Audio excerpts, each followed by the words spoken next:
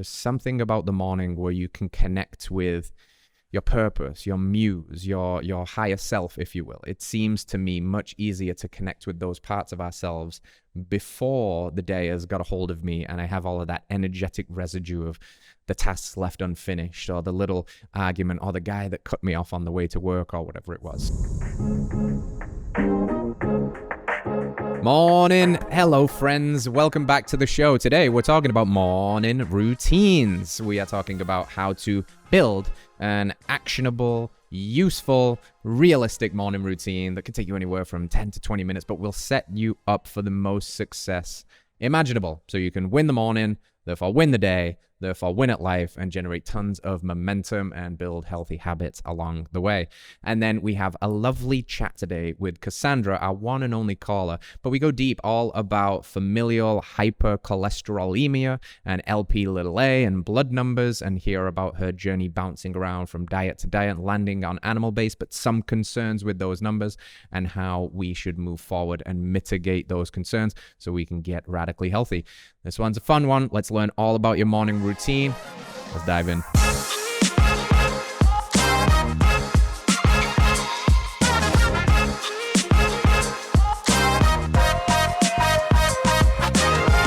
Morning. I'm giving you an extra long, drawn-out morning today because that's what we are talking all about.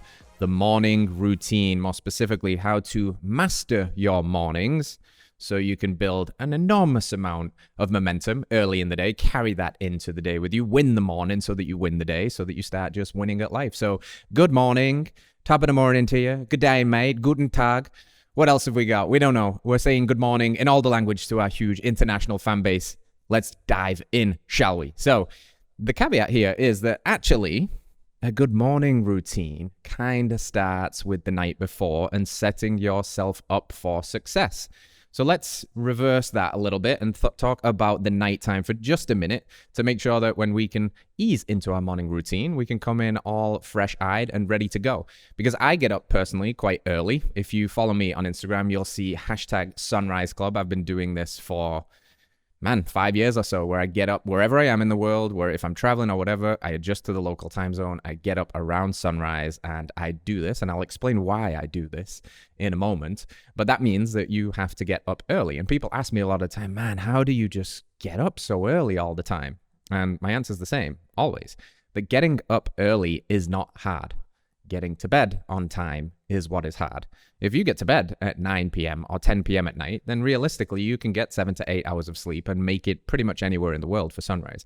But that means you got to get your butt in bed at 9 or 10 p.m. at night. And usually the night owls will come out, and the night owls arguably might be more productive at night, but usually that's just a coverall for, oh, I'm a night owl means I scroll TikTok for 4 hours in bed and I can't sleep. And that's how I justify that habit, because usually, well, pretty much always, we should be sleeping at well into our sleep by midnight. The reason it's called midnight is because it's the middle of the night, and we have a bunch of humans going to bed at midnight and then wondering why they feel kind of groggy the next day, and then coming up with all these kinds of excuses about being a night owl and just enjoying that time. So hope to pass through some of that information, but the reminder above all else here is not everybody needs to get up at 5 a.m. or 6 a.m. and not everybody needs to do Sunrise Club, but I would suggest that you try it. And if you are going to try it, that might need some work in the evenings to get to bed on time. And that means being mindful about some of those behaviors, right? Let's stop eating at least 2 hours, ideally 3 hours before bed. Let's not have a huge meal that's going to have us digesting food as we're trying to ease into that rest and digest parasympathetic mode. Let's think about kind of cutting the screens and the artificial lights down at least an hour before bed, but ideally a little bit more. Look, if you want to find balance here and something you do to enjoy your day is to Netflix and chill, then get some blue blocking glasses. And that's a way you can kind of have your cake and eat it too, if you will. But these behaviors are going to be very important. I would also suggest other little pro tips, speaking from experience.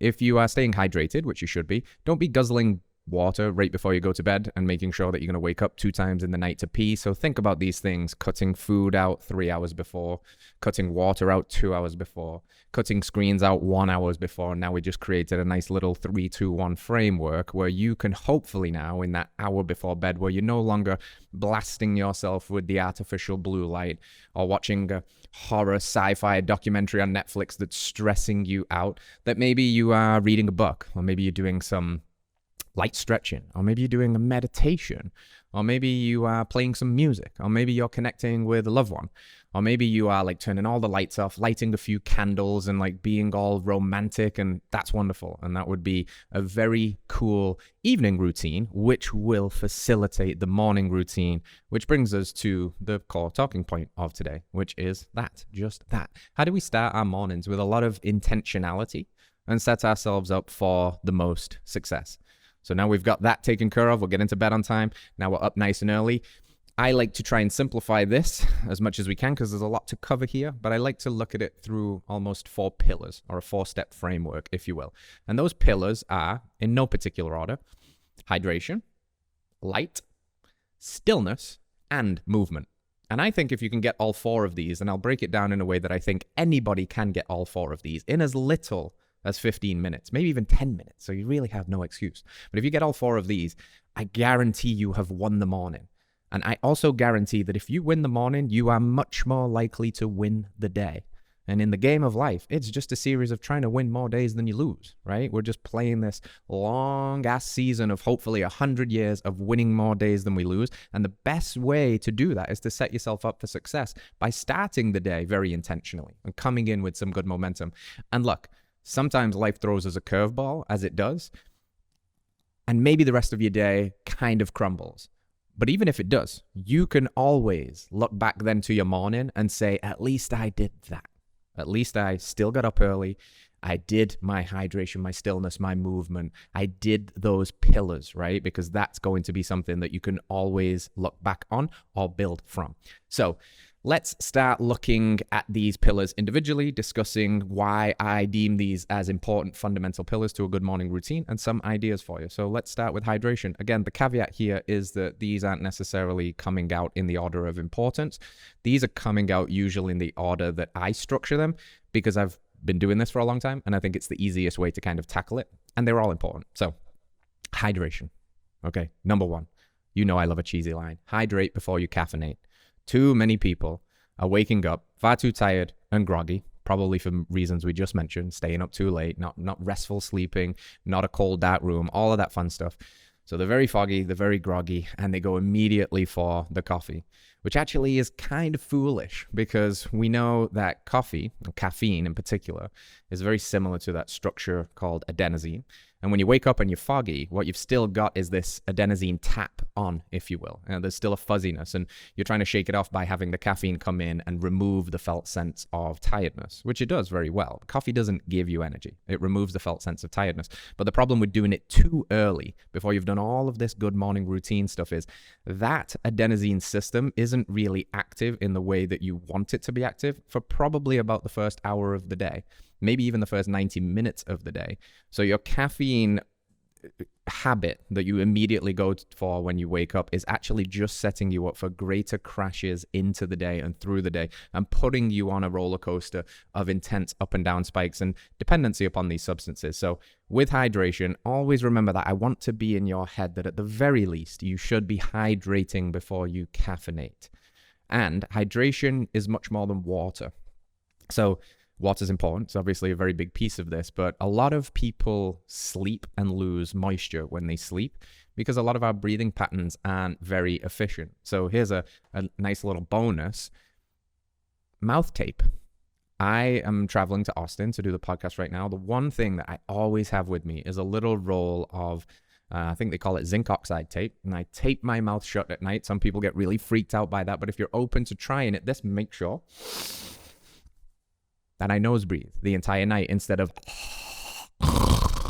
and that is where we'd lose a lot of moisture, and that is where we wouldn't sleep really deeply. We wouldn't be getting into those deep cycles of REM and all of that fun stuff. So as a caveat, you have lost a lot of moisture in your sleep. Even if you are a beautiful nose breather like myself, you've still lost some weight, you've lost some moisture. That's why if you weigh yourself first thing in the morning, you'll often see that you can be 3 to 4 pounds lighter than at the end of the day. It's a lot of moisture and liquids lost. So we must replace those.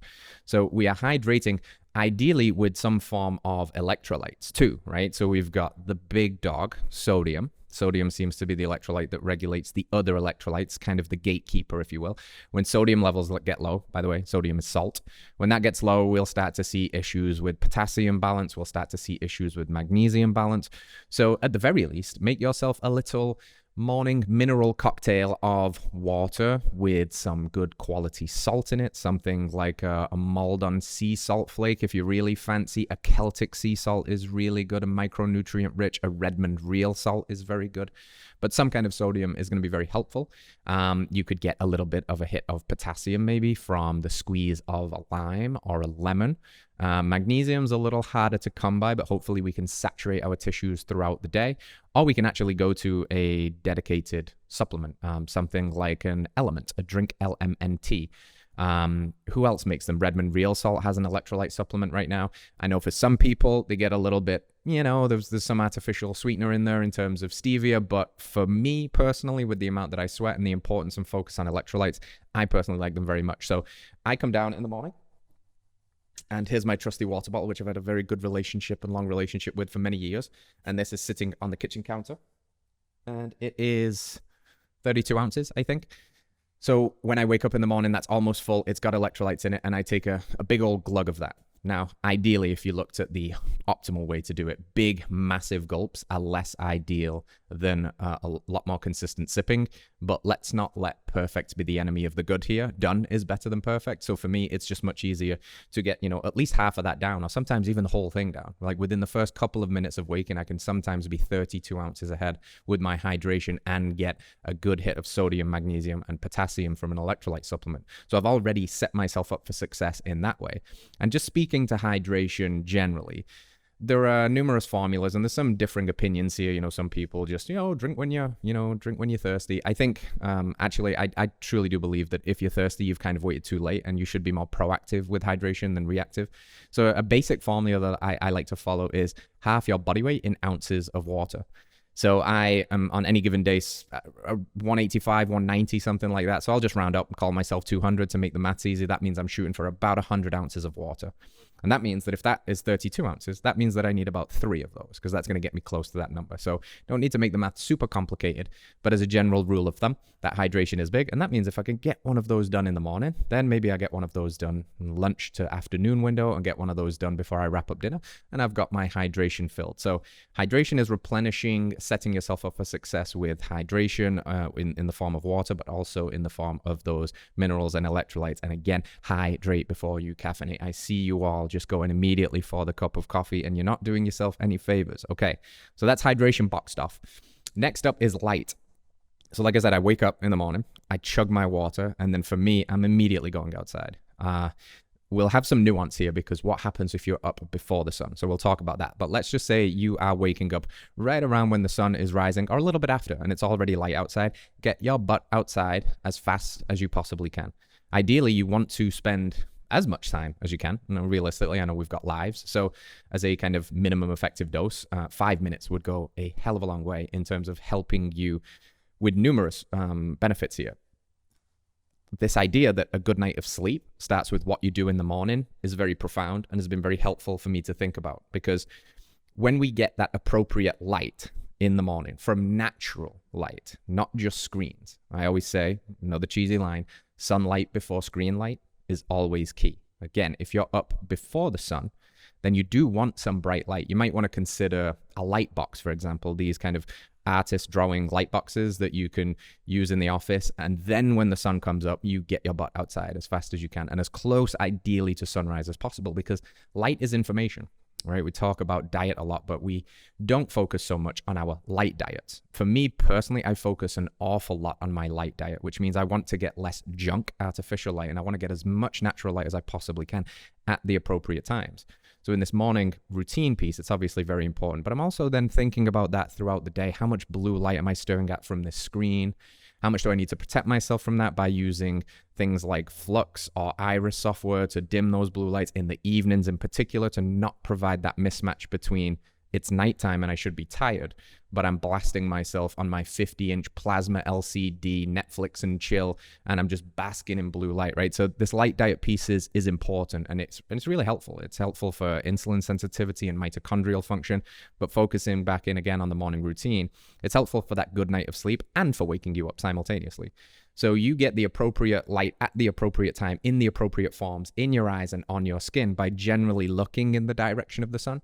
Probably not advisable to stare directly at the sun. That's not what we're saying to do. But if the sun is kind of over here, I'm looking somewhere over there instead of being completely in opposition to it, because now it can hit my skin because I have photoreceptors on my skin and I have retinal ganglion cells in my eyes. So as much skin as possible. If you live in a place where you can get out and it's warm enough and you can be shirtless, or at least have your arms, and bonus points always for grounding with this, like grounding if you have a little lawn or some grass that you can touch to too and really connect to the earth.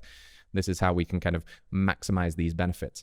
But that appropriate dose of sunlight, natural light, in the morning will set your clocks, these circadian clocks that every cell in the body has, to roughly initiate the sleep processes around about 16 hours later.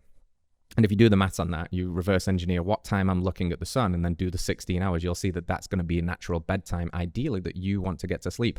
And this is why a good night of sleep starts with what you do in the morning. I'm getting the right light at the right time. I'm signaling my body, to wake up, and I'm naturalizing the cortisol spike. The reason we wake up, if you've been routined enough for a long time, where you kind of don't need an alarm to wake up, you just kind of set it as a just in case, but you see that you kind of wake up right around that 5 minutes before, it's because you've entrained this cortisol rhythm, and your cortisol starts to rise to wake you up, and that raises your core temperature, and as you get warmer, that pulls you out of sleep. Now, if you don't then fully naturally kind of initiate the processes that can have that be the most natural and authentic spike that it's supposed to be, and you jack it up with just artificial lights now, you skip the sunlight piece and you just do the screen lights, and then you go immediately for the coffee, and then you blast yourself with a hot shower, and then you immediately jump in the car, and then you immediately run to work, and everything's very reactive and chaotic, you will mess up that cortisol spike. You will not have it be as useful and beneficial. Cortisol sometimes gets painted with a broad brush of being always a bad thing because it is a stress hormone, but it's also a very uniquely beneficial thing at the appropriate doses at the appropriate time, which is morning, and using it as a performance enhancer to really clear out, again, that adenosine tap, the melatonin tap, the grogginess of sleep. So light is very, very important. The caveat that I said about, waking up before the sun, just want to touch on that again. And here we could get into all kinds of, adjunct things like shift work. I'm very grateful for people that do shift work, because ultimately our country couldn't run without them. However, there's a cost to that too, right? You're basically becoming a nocturnal creature. You're living in direct opposition to these rhythms that I'm saying are very, very important. So that's very difficult. So you'll have to take this advice with a grain of salt and try to match it onto your life as much as you possibly can, and when you can, to seek this light at the appropriate times and not disrupt your sleep patterns that are necessary for you to function at your job. But if let's say the sun rises at 6 a.m. and let's say you start work at 5 a.m. and you've got an hour before the sunlight, like I said, get the appropriate light above you, get the light box if you can, or a red light therapy device could be really cool to have. And then as soon as that sun is up, find a way to get outside and get your 5 minutes in the sun and in the eyes. So that's kind of the light piece. It's really helpful for entraining your circadian clock, and it's really helpful for setting you up for a good night of sleep. Now, Sunrise Club, I said I would touch on this again, has a lot to do with that. It started a lot as this physiological habit that I knew that I could build that was going to help me sleep wonderfully and feel better. Because if we have, a few of the key levers that we pull on to really radically transform our health, like diet, sleep is right up there with it. If diet is king, sleep is queen. It's that powerful. And some people would even argue that sleep could be king and diet could be queen. Like it's really important. If you could kind of catch all the benefits from sleep and somehow sell it in a pill, it would essentially be a miracle drug or a performance enhancing drug that would be banned from sports immediately, because it could boost testosterone and libido and recovery and all of this stuff. So we need to be thinking about sleep, and a lot of that starts with what we do in the morning. So light is your friend. One more point, people always ask me this, is you say sun a lot, and I'm not conflating the two there, because remember, even if it's very cloudy and it's very dull, and even if it's raining, the sun is still there. You just can't see it. But even on a very cloudy day, you are still going to experience more photons of light coming through those clouds than you could from any amount of screens or even the light boxes. So yes, still do this even if it's cloudy, even if it's kind of sucky outside, even if it's a little bit wet. And this is where you can kind of start to habit stack this stuff now. Like you can take your water outside with you as you do the morning light practice. And then we can start now talking about and moving into the movement and stillness piece, okay? So movement here doesn't necessarily mean that you have to wreck yourself, go do like a crazy CrossFit workout or your big lift. It doesn't have to mean that. It can mean that. But what I'm referring to as a minimum effective dose of movement here is one of these other behaviors that helps, once again, to remove the fuzz or grogginess of excess adenosine that is still in the brain when you wake up. So if you wake up, like I wake up really quite fresh. I'm kind of ready to go. And I think that has a lot to do with the quality of my sleep. But some people wake up and they feel really groggy. One of the best things that you can do to shake that off is some light movement.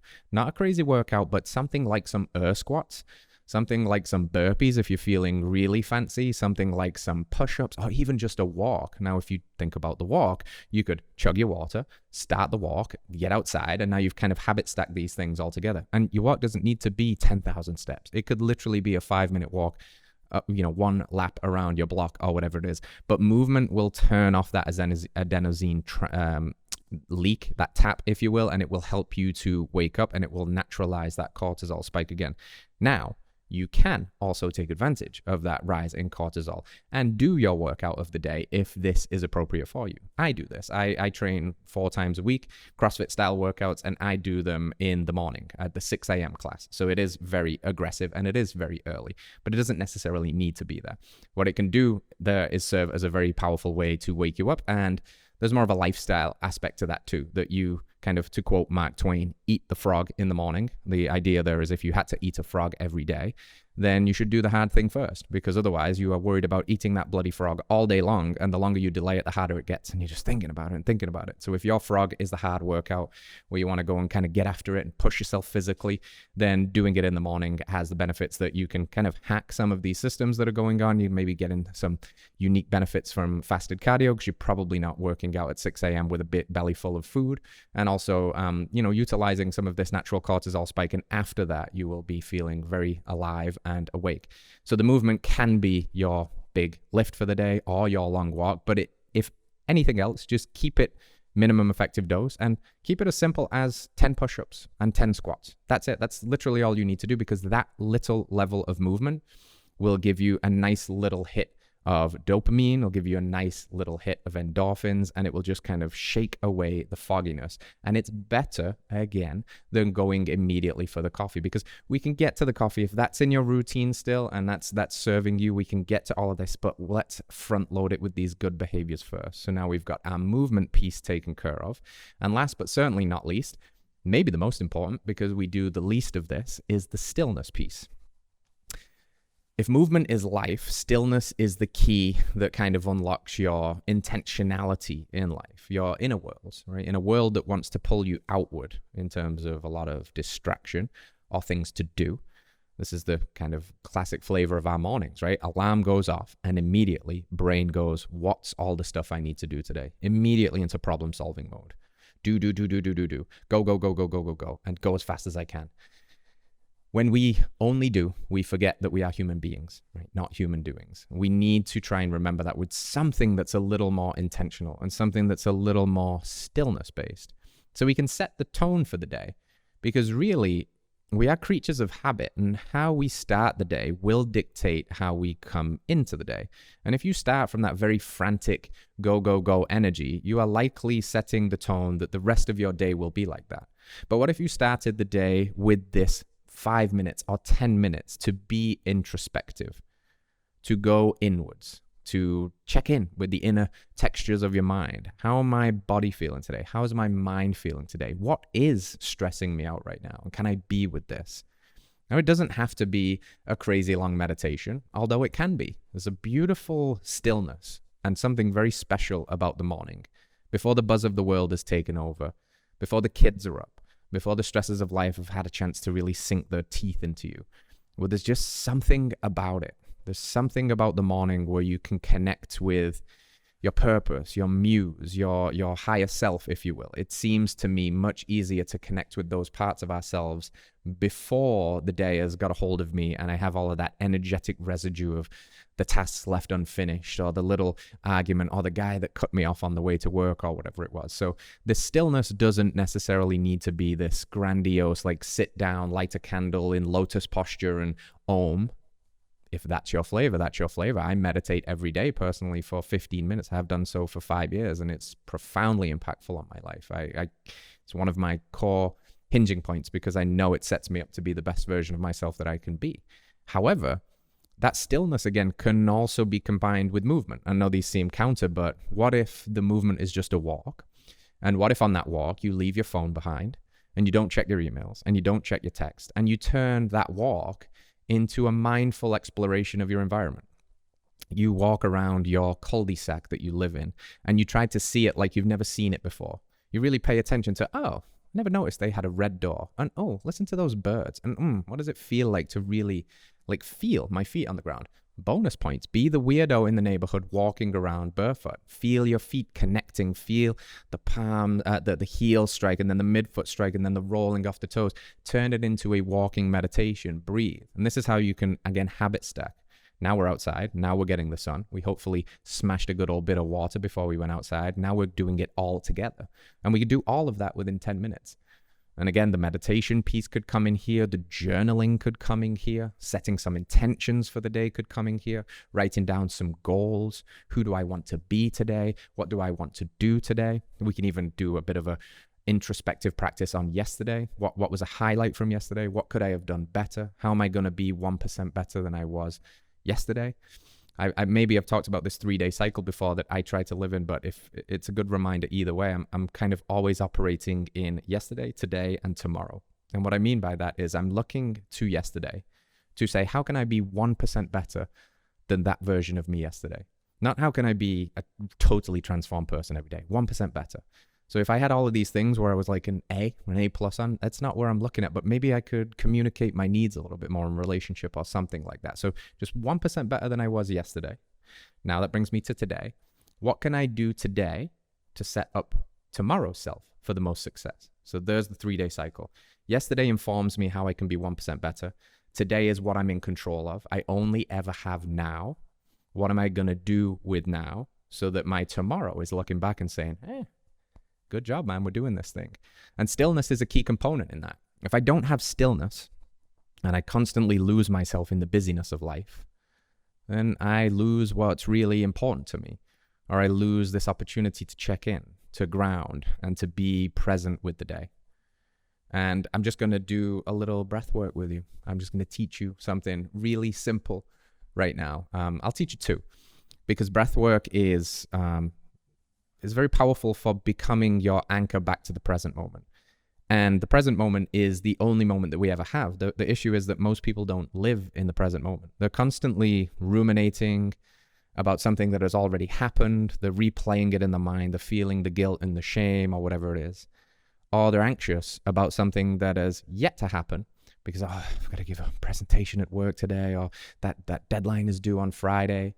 And in all of that, looking to the past and worrying about the future, we forget to ever be here and now. The only moment that ever is. Everything that ever happened to you, everything that will ever happen to you, happens to you in the now.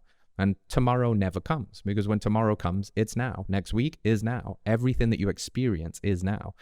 And it's a shame to me that so many people don't experience the now, because the mind is somewhere else. The body is physically present, but the mind is ahead, or the mind is in the past. So the reason that having a few mindful breaths can really helpful here is because it's your anchor back to the now. Because if you fundamentally, truly only focus on the breath, you fundamentally, truly only come into the here and now. You can't simultaneously think about the breath and count the breath and worrying about what your boss is going to tell you when you get into work. It's physiologically impossible, or mentally impossible, to hold 2 thoughts at the same time. We very quickly task switch between them. So my personal favorite is the 2x breath. And what that means is I double the exhale in comparison to my inhale. So if I inhale for 2, I exhale for 4. And the reason I'm focusing on the exhale is if we think about the breath really quickly, the inhale is the breath of the sympathetic nervous system, the go, go, go, the fear, right? That's why when I'm scared, I hold my breath. Whereas if I observe a beautiful scene or I come home, I go, it's all exhale. The exhale is the breath of the parasympathetic nervous system. So the inhale is like the accelerator pedal. Floor, go, go, go. And everybody's breathing. That's exaggerated, but that's how people are breathing. It's very chesty. It's not deep. It's mouthy a lot of the time. Whereas what we really want to be doing is having more of this conscious. If you're like me, you might accidentally find yourself whistling a lot through the day or humming a lot. That's what we're trying to do. We're self-soothing our nervous system because it's long exhale. So the 2x breath, if it's 2 seconds in, and it's 4 seconds out. So you just do a few of those with me as you're listening. 2 seconds in, 4 seconds out. And do a few more of those. And there's nothing necessarily magical about the 2 and 4 number. You could do 4 in and you could do 8 out. You could even stretch this to 6 seconds in and 12 seconds out. The key here is lengthening and riding that exhale, because that exhale signals through the vagus nerve, it's okay, calm down. And simultaneously, as you're doing that, I'm focusing solely on the breathing and counting. You just saw when you were doing that, you weren't thinking about whatever is now coming back into your consciousness. Oh my God, I got about and all that crazy comes back. So when that crazy comes back, there's your invitation. That's your back pocket breath. I do this everywhere. I do it in the line at the store. I do it when I'm driving the car. I do it when I'm getting ready to hit record on the podcast. I just close down for a minute. I do a couple of those 2x breaths and I'm constantly entraining this idea in my mind that when I do that, I'm signaling everything's good. Everything is safe. So I said I'd share 2 because I just like to have options.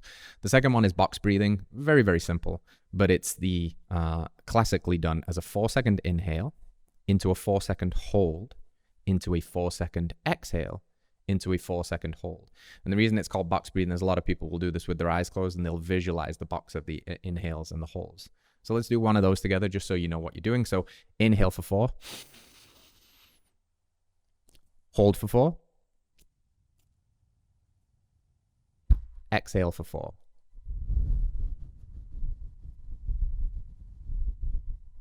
And hold empty lungs for 4. Voila.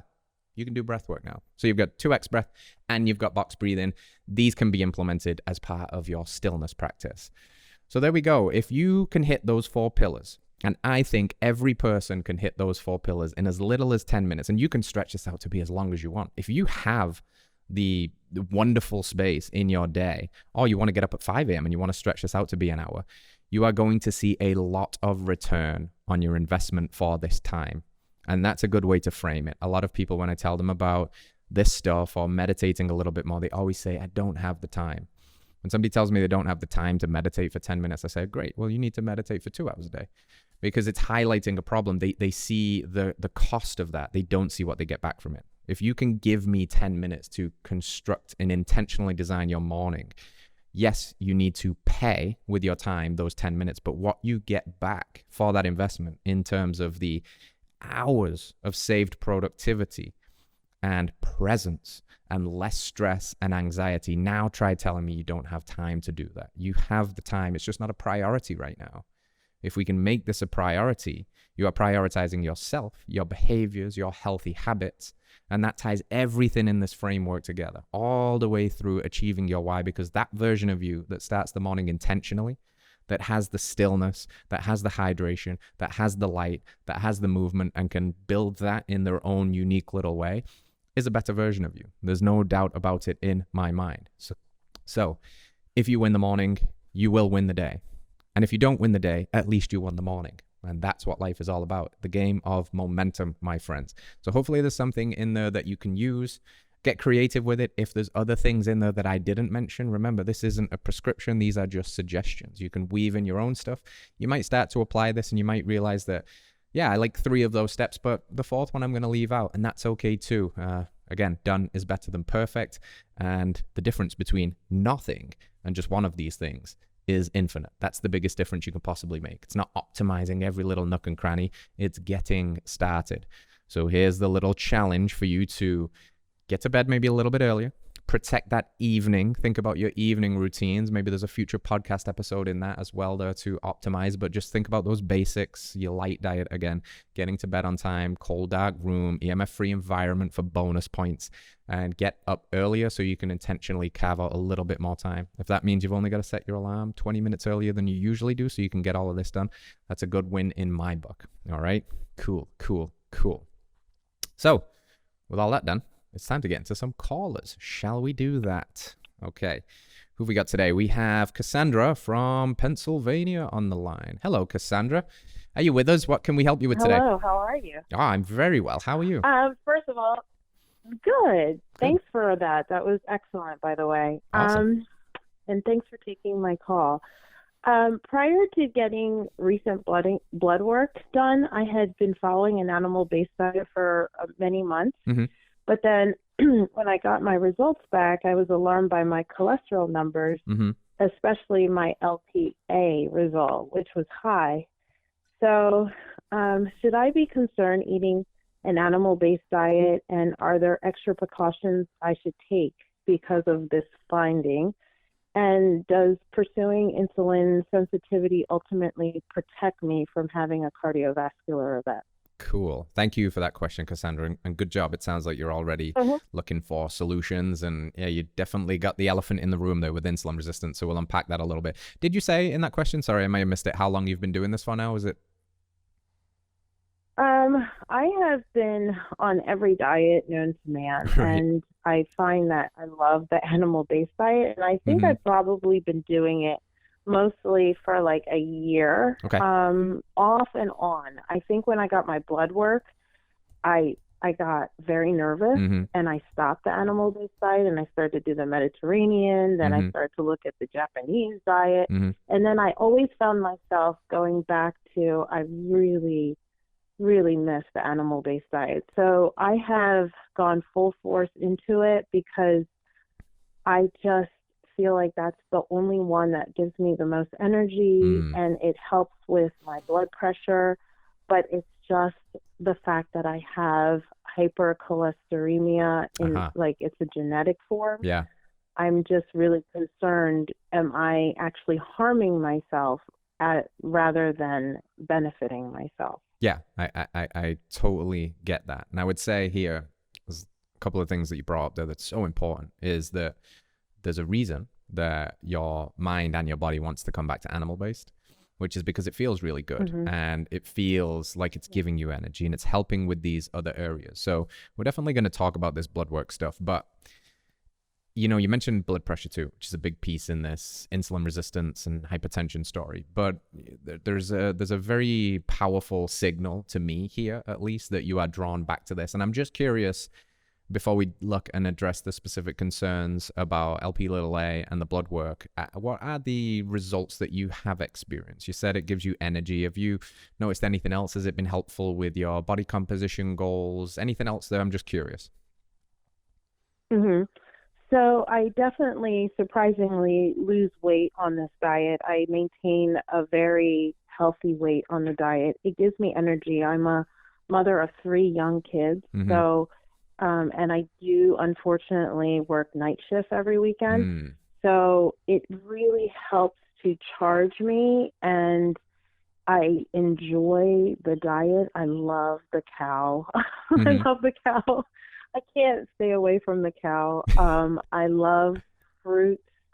I just feel like it just, you know, it helps with the fact that I'm no longer eating processed sugar, that I can actually eat fruit. It really helps in that sense as well. Yeah. I love the community. I love everything you stand for. I mean, just the little things that you said in your talk this morning, just the movement, the exposure to sunlight. I love. It's not just a diet, it's the lifestyle that I love. And I follow Heart and Soil. I follow Paul Saladino. Now I'm going to follow Radical Health Radio. You know, I enjoy the community, And I find that it works best for me. My composition is great. I'm working on it. I'm exercising. I'm exposing myself to light. My other lab work looked okay. Yeah. Nothing was alarming. The only thing that was just kind of red flag was like the cholesterol numbers. And, you know, I heard that the cholesterol really doesn't matter as much, but then when you put in the genetic one, I was like, but is my body able to clear out as much as someone else who doesn't have that genetic portion? Yeah. Okay, excellent. I love your train of thought here, and just celebrating you for all of those benefits too. We love this community too, and that's why we're so passionate about spreading this message. And I think it's tricky sometimes it's not, you know, it's a quantified self movement almost. If we go looking for problems, we can find them, you know. And everything that you said there about feeling good, looking good, healthier body composition, energy, those are all huge green flags. We go looking and we find a red flag, and it can kind of scare us a little bit, and rightly so. You know, there's a lot of fear around this, and it's definitely something we need to pay attention to. But I want to also just remind you, Cassandra, not to throw all the baby out with the bathwater, because what you're feeling and experiencing is its own results, and it's very, very powerful. So let's look at this, because you mentioned familial hypercholesterolemia. That's always a mouthful. And this high LPA number. So what the FH and the LPA has in common is a very large genetic component. It seems to be hereditary, and the genetics of it seem to be either, from my understanding, and I want to preface this with, I am not a cardiologist, I am not a doctor, I'm referring information that I've heard from people I respect in this field. And actually one of the guys that's really clued up on this is Michael Twyman, and he was actually on Paul Saladino's podcast, so you could check that out on YouTube, because they dive pretty good into this one. But kind of referring you over there and giving you my rudimentary understanding of this is it's largely genetic. And in that genetic LPA, it's kind of, there's been a mutation on that cholesterol boat. It's almost turned itself into a corkscrew. And you're either going to have a low number that doesn't really move regardless of diet, or you're going to have a high number that doesn't really move regardless of diet either in any kind of significant way. And there's certain supplements, like there's niacin that can be used around this that can maybe lower it 10%. But like, realistically speaking, there seems to be a genetic ceiling on what you can actually do to address this number. So that raises the point of, if we can't do anything, and that means, I don't know, potentially maybe in the future there's a medication, and hopefully that medication is safe, and that's a whole nother topic for discussion. But let's say that the best understanding of this right now, which is a very confusing topic and is very nuanced, and depends who you listen to, how much of a concern they will tell you this is. But if we can't do much to actually affect this number, then we have to look at the kind of the fuel, what would be inside of these LDL boats if they're being carried around more commonly and the body's unable to clear them, because we could potentially have a lot of kindling building up there for the fire, right? So that would then all come back down to these base principles of, well, that story has to do almost entirely with inflammation and these oxidized LDL particles. And now we're into the seed oil story and this oxidative stress and the insulin resistant story. So you already mentioned the insulin resistant story, that this seems to be focal to these cholesterol conversations, regardless of whether we're talking normal cholesterol or very high, like familial levels of hypercholesterolemia.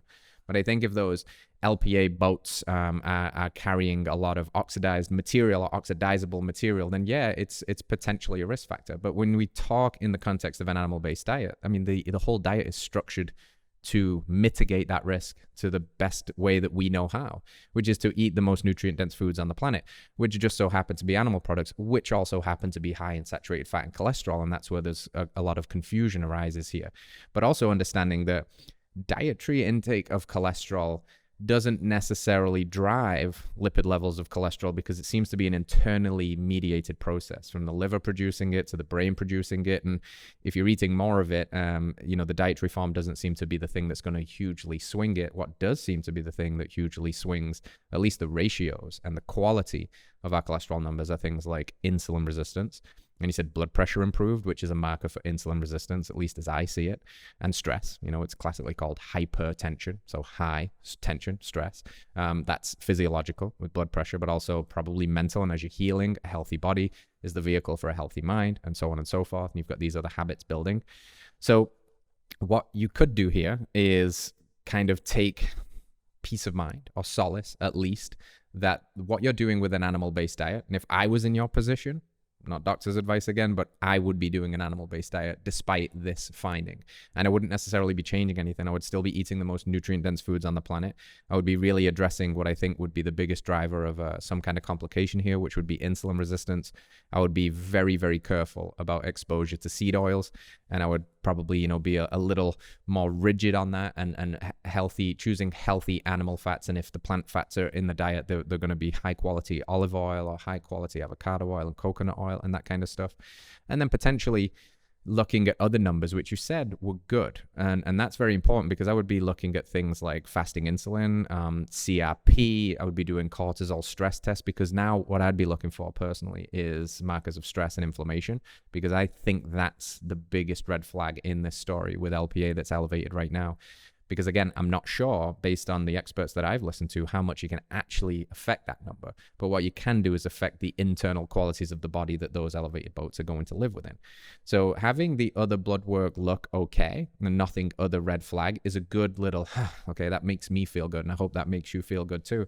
And you could do other advanced testing. You could do the CAC, right? The calcium artery scan kind of test to look if there's any calcified plaque and buildup. You could continue to do extra testing if that would put your mind at ease. And sometimes I'm sure that would, because you can kind of go looking for the best bits of available data that we have, with your other blood work. And again, looking more so for indicators of metabolic dysfunction or stress and how it's manifesting internally. Because I think, from my understanding, that in the absence of insulin resistance, in the absence of a body that's just laden with PUFAs and oxidative stress, and in the absence of a body and mind that is riddled with stress, both physiologically and psychologically, that this becomes a markedly less of a concern. So how does that sound? Is that helpful, or does it give you some new threads to investigate and pull on? That gives me so much peace of mind. Thank you for explaining it so well. Yeah, you're very welcome. And what I think with a lot of this stuff as well, the micronutrients are a big key, just to make sure the engines are running well, the systems are running well. So I know it sounds like you're a fan of what we're doing here in Heart and Soil. Do you take any organs right now in the diet, fresh or desiccated? I do the vitamins, not the desiccated ones that you guys provide. I do the beef and liver one. Okay, perfect. And then I do the warrior one. Okay, perfect. I love the warrior one. All right. Well, let's re-up you with a free bottle of warrior as well, for being a warrior, fighting for truth and fighting for health. And thanks for calling in, Cassandra. Stay connected with us as we keep growing and spreading this message, and keep being a living example. And check out the Michael Twyman on Paul's podcast, and we'll try and link that in the show notes too, because that'll be helpful, I think. Thank you very much, Cassandra. Cool. Do we have Manas on the line? All right, we lost our second caller, unfortunately. We'll get you next time, Manas. We'll see you soon. So that would be it for the show today, fam. I hope you have a little more structure on how to structure your morning routines, a little less of the, alarm goes off, wipe the bags and the crust from your eyes, go to the coffee and get about your day, and maybe just make a little more intentional efforts to pause, hydrate, especially before you caffeinate, get outside, get that natural light, get a bit of movement, get a bit of stillness. If you hit those 4 pillars, I guarantee you're going to feel better for them. So I hope that was helpful for you. Thank you, as always, for being involved in the show. If this was helpful for you and you know somebody that needs this information, share it with them. Please share it with them. We're trying to grow this message. We're trying to spread. We're trying to help people get healthier.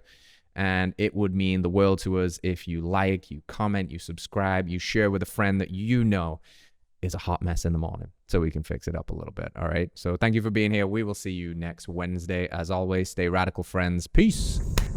All right, friends. Thanks for tuning in to another episode of Radical Health Radio. We got a fresh new podcast for you every Wednesday. If you enjoyed the show, consider liking, subscribing, reviewing, and rating us on your podcast platform. It helps to spread this message of radical health. We'll see you next week.